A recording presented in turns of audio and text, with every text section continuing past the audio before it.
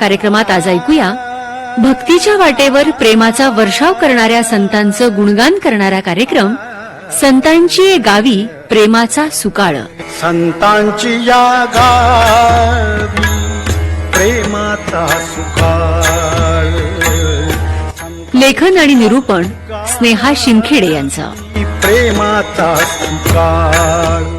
सवयींबद्दल समाज सतत प्रतिक्रिया देत असतो. चुकीच्या सवयी आणि चांगल्या सवयी याच्यावर मतभिन्नता आढळते. सवयींनी स्वभाव घडतो आणि व्यवहारात तो दिसतो देखील. माणूस ना सवयीचा गुलाम असतो. खाणं पिणं कपडे लत्ते झोपणं यासह इंद्रियांनाही सवय असते.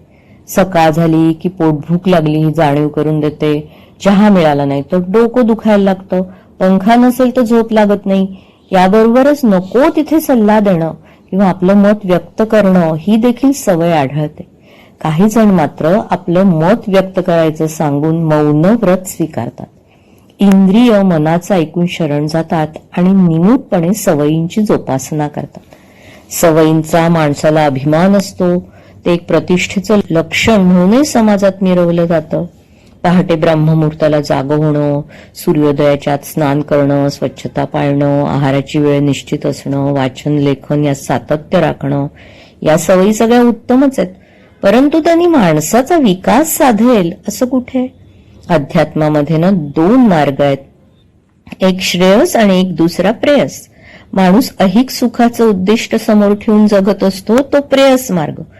तर मनुष्य जन्माच्या शाश्वत कल्याणाचं ध्येय समोर ठेवून जगणं म्हणजे श्रेयस मार्ग. देहसुखासाठी इंद्रियाला चांगलं वळण सवयी लावणं हा प्रेयस मार्ग. स्वीकारणारे बहुसंख्य असतात तर तात्पुरती सुख नाकारून शाश्वत सुखाकडे जात असामान्य वाट निर्माण करणारे संत महात्मे असतात. ते श्रेयस मार्गाची आपल्याला ओळख करून देतात. संत तुकाराम महाराजांचा एक अभंग आहे. आणिक दुसरे मज नाही आता नेमिले या चित्तापासून या पांडुरंग ध्यानी पांडुरंग मनी जागृती स्वप्नी पांडुरंग. जगद्गुरु संत तुकाराम महाराजांच्या चित्तात स्थापना झाली ती पांडुरंगाची. तेव्हापासून ध्यानाचा ज्ञानाचा विषय पांडुरंगच आहे. जाग असताना स्वप्नात मनात पांडुरंगच आहे. पुढे म्हणतात पडिले वळण इंद्रिया सकळा भाव तो निराळा नाही तुझ्या. माझ्या सर्व इंद्रियांना पांडुरंगाकडे धावण्याचं वळण पडलंय. ही ओळख महाराजांना डोळे या इंद्रियांनी करून दिली. पांडुरंगाचे ध्यान मनात ठसवून दिलं. ते आत्मतत्वाने ज्ञान करून दिलं. ते हे शांत रूप विटेवर उभं आहे. संत तुकाराम महाराजांच्या इंद्रियांना पांडुरंग पांडुरंग हा एकच ध्यास होता.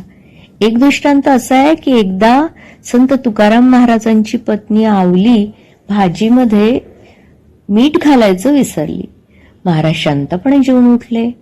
आवली जेवायला बसली तेव्हा तिच्या लक्षात आलं की कुठल्याही पदार्थात जेवणाच्या मीठच नाही. तिने महाराजांना विचारलं तेव्हा ते म्हणाले अगं जिभेने सांगितलं असतं तर कळलं असतं ना. जिभेला फक्त विठ्ठल हा एकच नामरस ठाऊक आहे. महाराज म्हणतात विषयी विसर पडला निशेष अंगी ब्रह्मरस ठसावला. माझी मज झाली अनावर वाचा छंद या नामाचा घेतलासे. महाराजांच्या अंतरंगात ब्रह्मरस ठसावला. त्यामुळे इंद्रिय विरक्त झाली आहेत. तरी पण पूर्वसंस्काराच्या सवयींनी माझी वाणी मला अनावर झाली असून तिने हरिनामाचा सारखा हट्ट धरलेला आहे. भागवतामध्ये श्रीकृष्णाच्या बाललीला ऐकताना श्रोते रंगून जातात.